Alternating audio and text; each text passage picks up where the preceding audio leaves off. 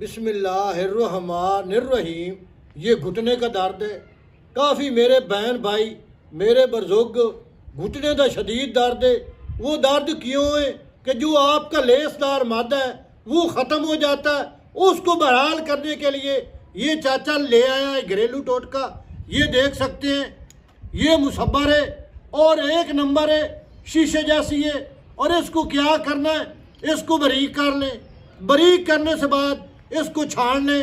چھاننے سے بعد یہ انگور کا سرکہ ہے، یہ ملا کر یہ لائی اور لیپ بن جائے گا۔ یہ گھٹنے پہ لگائیں، جب خشک ہو جائے دوبارہ لگائیں۔ دوبارہ لگانے سے بعد گرم کپڑے کے ساتھ اس کو پٹی کے ساتھ باندھ دیں۔ اس کو 3 دن لگائیں، رات دن لگائیں۔ اللہ کے فضل و کرم سے جو آپ کا لیس دار مادہ ہے وہ بحال ہو جائے گا۔ اور ویڈیو زیادہ سے زیادہ